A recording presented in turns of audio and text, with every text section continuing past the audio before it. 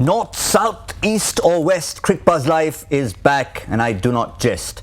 Just in case you think I'm in the mood for bad poetry, there's a method behind my madness. Today again demonstrates the geographical boundaries of this wonderful tournament, because we've got a North Indian derby. One side a captain who spent much of his time in the east, on the other side a captain who spent much of his time in the south and then migrated west for the last couple of years. That's how beautiful this is. And in the studio we've got one gentleman originally from the east, moved up north, and one from the far south, not of India but of the whole world. Any further south you'd meet the penguins of Antarctica. You would be, yeah, and we fly there from Christchurch, actually. Good evening to you, and we have to apologise, first of all, Joy, for being a couple of minutes late.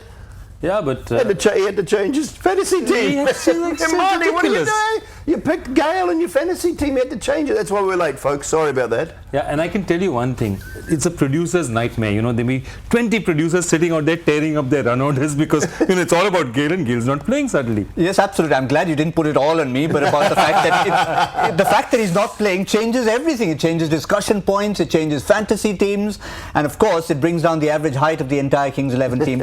But talking of heights, I'm so glad we're not doing this show standing up, because combined height of these two gentlemen is about 13 feet. But the reason I say that, Simon, is this battle Delhi versus Punjab a bit like 5'8" playing 6'6"? It's one of those great battles, though, isn't it? It's the northern, it's the sort of the more punchy northern boys of the Punjab up against the big city rivals of Delhi, and I like it. They're more aggressive, the northern people, aren't they? In India, they're a little more aggressive. I notice that when I go up that way. If you don't abuse properly in Delhi, you don't get a license. You've got to know the choices to abuse. They say you do it right, okay, now here's your license for you, otherwise you don't get it. Simon, I can tell you, it doesn't rub off on everyone. Look at Joy, the way he was in the east, still like that up north. At least we hope it stays that way. We hope. Yes. Yeah, but it's a good battle, isn't it? It's a battle that Delhi have to win. They have to find a way to do something. They're back home, 7 of the next 9 for them at home, so they've got to find a way and a method to do something and to win at home, and just make sure that the crowd become their 12th man, I think. So whether they can do that, I'm not sure, up against this Kings 11 side that are flying. They're flying, exactly, and the points table I think will confirm exactly why they're flying in terms of numbers, because this is the best start they've had forever.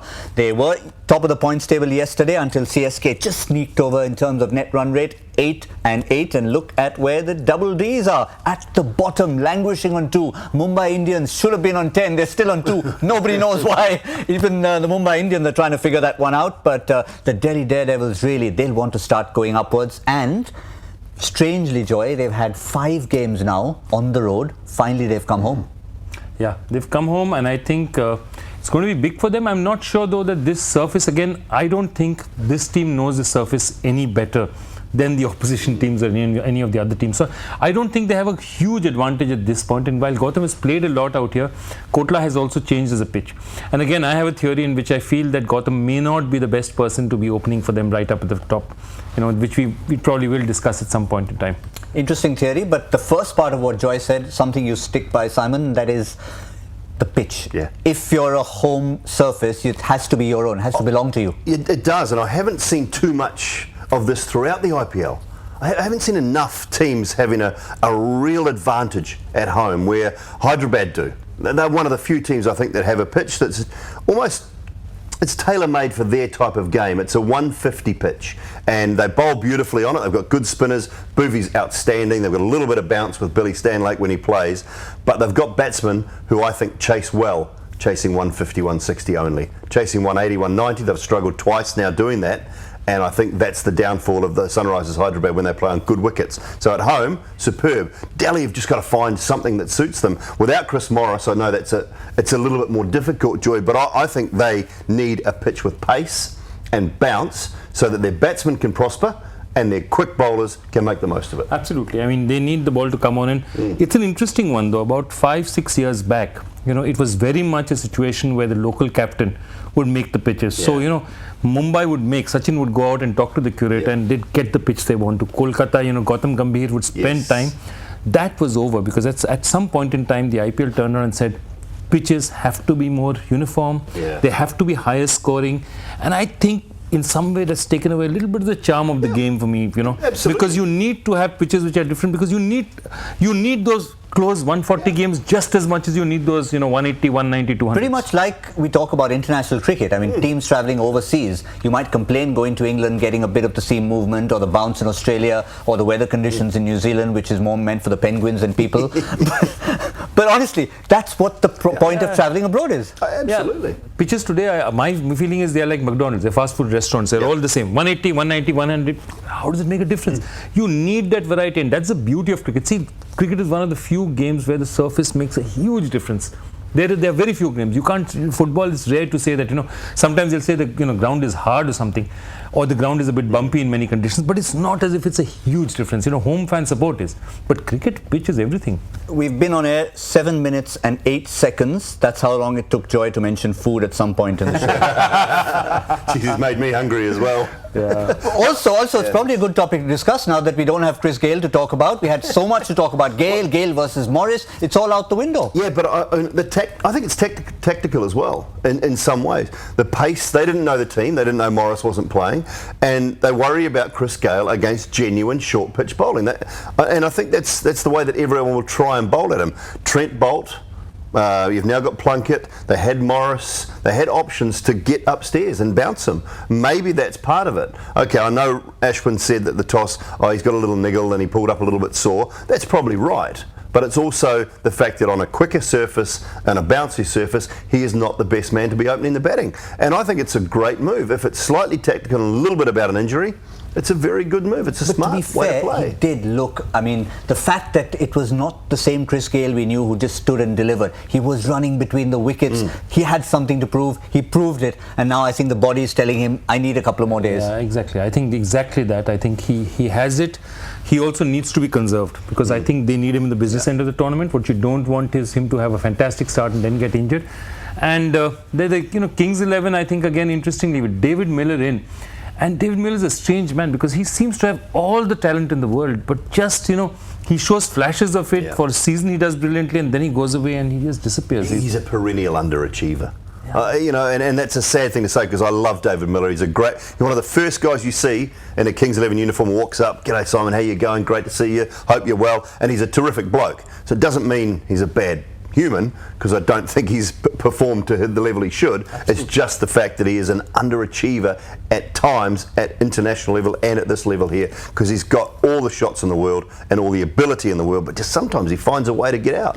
But not a bad replacement at the top for Chris Gayle to have Aaron Finch. That's where he likes batting. That's where he should be. I know with the Gujarat Lions there was a bit of a dilemma coming in at number 3, occasionally 4. It was too tough for them. I like Finch at the top. I think that's where he needs to play, Joe. I know he needs to play, of course, if he's got over his honeymoon right now, because it's taking him a bit of time. And while I do understand, Maxwell are both not over the wedding, are they? Yeah, the groom and the best man. They've been. It's time for him to actually have a honeymoon out there in the middle. But the Delhi Daredevils, they're at home. This is the match that's crucial for them.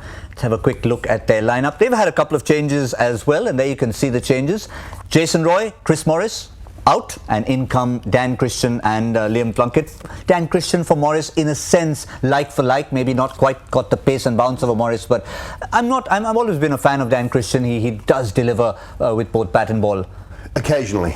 Yes, I think he was an overpriced buy early on. Yeah, 1 million. Very much. What did he get, 1 million or 900,000? Yeah. The next year he went down to 100. Yes, exactly. So look, he's another one, a bit like David Miller, I think, that has had big money tags put on him at different times, and every now and then he'll win you a game, but consistency has been his biggest issue. Another opportunity for him tonight. Geez, they've got a lot of bowling options, Delhi. Yeah, but my big problem is you take a guy like Harshal Patel. He's not going to scare anyone. He's a stopgap. Now you have Shami out there. Unless Shami is injured, you are 1 and 4 down. You play your attacking option. You play your aggressive option. Number one. Number two is at some point in time in this IPL, somebody will sit down with Vijay Shankar and tell him what he's supposed to do in the IPL. Because right now he's not batting, he's not bowling. I'm not even sure I see him that often in the field as well. I look at that Delhi team and I think it's a team that to me suggests we're in trouble. We're going for a lot of bits and pieces cricketers here. I mean, look at the bowling options. Maxwell, Tewatia, Shankar if they need, Christian, Plunkett, Nadeem, Patel, Boult. Yeah, all bowling options if they want to use them. So it's a team that just suggests we'll pick a whole lot of guys who do a little bit of each and we're not really sure. Get some batsmen in there. Also, talking of the batsmen, I know we're going to discuss it because they're going to be chasing, but opening batsmen, I mean, how do you look at that lineup? Is that about right for you? I have a theory about this, and I believe that Gautam is at his best in an IPL which was 3, 4, 5 years ago, which was the IPLs where you had 150, 160 kind of totals as winning totals and played, and you got a strike rate of 125, 130. I think for Gautam now, this IPL is a kind of IPL where 170s, 190s, those are the kind of totals that are happening. And what I'm not sure is whether he's the right man, because if you see his strike rate, it's always healthy. 120-ish. 120, 125, 130, that's his range. Also, he's a 4-hitter more than a 6-hitter. And why do you think that doesn't count? In this format, when it comes to making 180, 200, those things begin to sort of add up. He's got to have a guy at the other end going at 180. Yeah. So Shreyas Iyer is that man. That's fine if that's the role he's going to play. Maybe they send a Tiwatia or a Shankar up to the top of the order. I don't know. Maybe they try something a little bit different today in that matter. Okay, the reason why I'm waving these cards at you is because I'm just hearing that even though the good man Gigi announced 2 changes at the toss, we believe there could be as many as 5. Stop it. Seriously? Yeah. So we'll just confirm that for you in a moment. Let's keep this discussion going. At least we know he's in the team.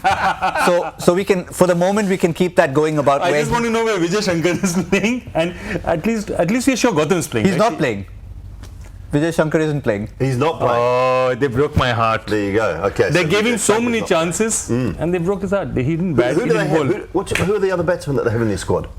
They're Prithvi Shaw. Prithvi Prithvi Shaw. Shaw. He's got to have a game. He's a good guy. He must have a game then. If no Shankar. Yeah, Come on. 100% Prithvi We'll get the team sorted. We're Very likely to shortly. have Amit Mishra coming in because he bowls well. He likes Yes, that ground yeah. despite the short boundary. Well, they also would have thought that Gayle was playing, and Gayle against leg spin, taking the ball away from bowling those wrong ends, which Amit Mishra does a lot of. So they would have planned for Chris Gayle, I'm sure. So is this like 5 changes? You know, we talk about having a home jersey and an away jersey. Is this like a home team and an away team? Completely different lineup? Also, I'll tell you what happens. Typically, you have a team meeting in which the lineup is decided.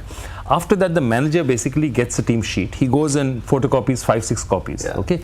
The danger is they could have 15 minutes before they could have figured out that Gayle is not playing and quickly made changes. And somebody would have gone mad trying to find the right copies to give to the right people. So it's quite possible that they've sort of reacted at the last minute, and it's complete mayhem. I can tell you a really quick anecdote while we wait for that team. Quick. In the West Indies in 2002, I've always had this run-in with my classmate Sourav Ganguly, and this was a big match in the Caribbean, and India and the Caribbean always went with one spinner. So the conundrum was it Bhaji, was it Kumble? Every match. So in the morning I had to go, my only duty was try and find out so the graphics guys can put it in time. Yeah. So I was told that it's going to be Kumble playing and not Harbhajan, and there was a last minute fitness test, and Kumble was all ready. He was there with the war paint on, having a look at the pitch.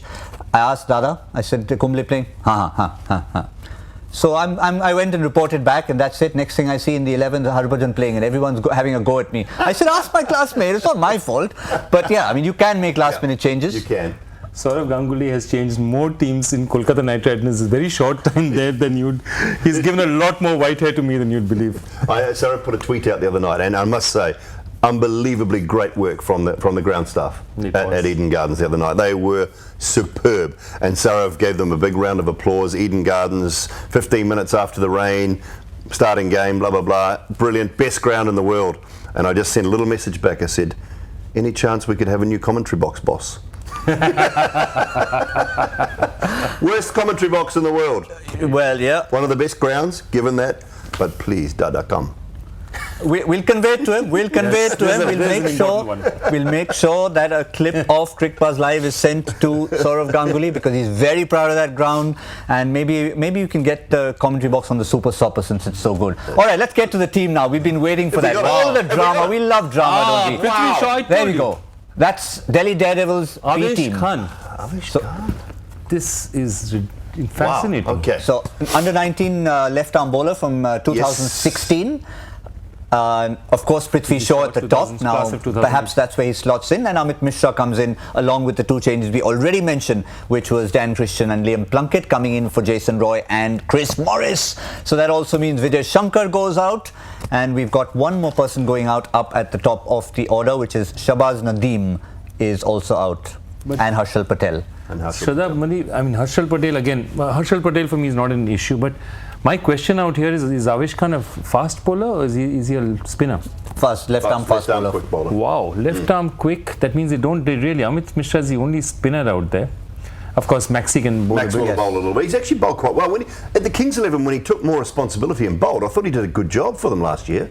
So I want to see Glenn Maxwell bowl more. But what they've gone for is the left armers to maybe come up against, again, the man that's not playing, and Trent Boult and Avesh Khan, and a little bit of extra pace. Liam Plunkett. So we've got a journalist in New Zealand. We've got a journalist in New Zealand called Sean Plunkett. That's why I get confused. Good save, Dooley. Good Liam, save. you can Google him. I'm right. but he's he's a big, strong lad. So he'll add a little bit to that team, and Prithvi Shaw gets an opportunity. And this is one of the great things about the IPL. These young men coming through the system, coming through the Under-19 World Cup. We've seen it a little bit at Kolkata. I think Marvi was good the other night. I felt a little bit sorry for him the other night because he'd beaten Gayle, and then he got a streaky one away. And then all of a sudden Chris Gayle was off. But love seeing these young men coming through. So looking forward to that one. Yes. The only interesting thing is that I think Prithvi, I was just testing, they had a lot of these practice matches and situations. And actually Prithvi was the best performer through all the practice matches. So obviously he's deserved his work for it. The interesting one is I'm not sure that he's an out-and-out striker like say somebody like a Shreyas Iyer is. So if we were talking about this 120 and 180, then I'm not sure Prithvi is a 180 guy. And that's something and that they'll have especially to on look at. debut. Yeah, and then if you've got a 120 and a 130 strike rate, opening the batting together, well, the only difference is they're going to be chasing runs, so they'll know what they're up against, and maybe they'll reject that batting order based on what Punjab put up. Yeah. But my only question is, again, this, if Shami is fit, today's the way I would have unleashed Shami, because you are 1 and 4 down, you have to attack. You can't make, arbitrary changes right now. You have to go and, show intent. See, the big thing is you can't win matches. That's not in your hand. But what you can do as a team is show intent. And right now what Delhi is showing is confusion rather than intent. Of course, they could always prove us wrong and win this match, and which is eminently possible. But 5 changes, the kind of changes they made, you bring in Harshal Patel, play him one match, put him out. You take somebody else. Vijay Shankar didn't bat, didn't bowl. Why did you play him then? Yeah. Why have you dropped him now? I still don't have good reasons for either. Yeah, we talked about Dhawal Kulkarni, similar reason, out, in, Binny came in, went out. Yeah. But coming to winning matches, the whole theory about bowlers winning you matches, and that's the discussion we're going to come to in a moment, because having a look at the bowlers in this lineup, Simon Doull, we'll get you to adjudicate the man of the match, sitting right here on the red sofa with the red table around here. Which of the bowlers is going to pick up that man of the match today? And obviously, the whole discussion, bowlers versus batsmen. Tonight, it'll be Trent Boult. That is... Tonight, I'm going to be very parochial tonight and say I was Trent about to say Boult. that. What's your take on his catch? Oh, unbelievable. But that's not the first time. If you Google Trent Boult catch... The one against the West Indies, Karen Pollard, I reckon that's a better one. I thought that was even better. Incredible. At point, at the Basin Reserve. He's taken some... I can think of 3 or 4 now. Yeah, this was the one. This was a still image of that. It was brilliant. This is brilliant, just the way he... To put the brakes on. Put the brakes on. The presence of mind, But he's a terrific fielder. Trent Boult, a very, very good athlete. There's not much to him. He's quite a lithe, a thin, sort of a quick bowler. But what's this? Danny Van Niekerk. Oh, yeah. Danny Van Niekerk. Yeah.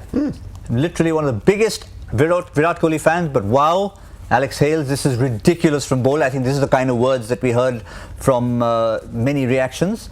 And Ben Stokes, don't think you can describe that as a catch. That's something different. I'm trying to think of Ben Stokes bringing out his best vocabulary there. Spelled Trent Boult wrong. he went with Usain Bolt. He was saying with Usain Bolt spelling, not Trent Boult spelling. Maybe he meant it to be that. I think he's getting classes from Donald Trump. Maybe. If you see Donald Trump's tweets, they're the worst spelled tweets in the history of mankind. Do you think he's writing them himself? Yeah, he is. I don't know about that. Yeah, it's terrible. But yeah, man of the matches. I mean, it's one of those. We were having a discussion the other day about, of course, it is a batsman's game, and you've been present in 4 of them. 4 of the 5. Yeah. So the only one I wasn't there or sitting here was the Billy Stanlake one. But I mean, those are incredible figures. Rashid Khan, fully deserved. I think we sat here during that night and it fully deserved that. Umesh Yadav was brilliant in that game. Nitish Rana, well, that was his batting as well, remember? Yeah, Nitish Rana, he was not really, he was an all-round effort. And then last night we were at the game and Jofra Archer, well, that was the difference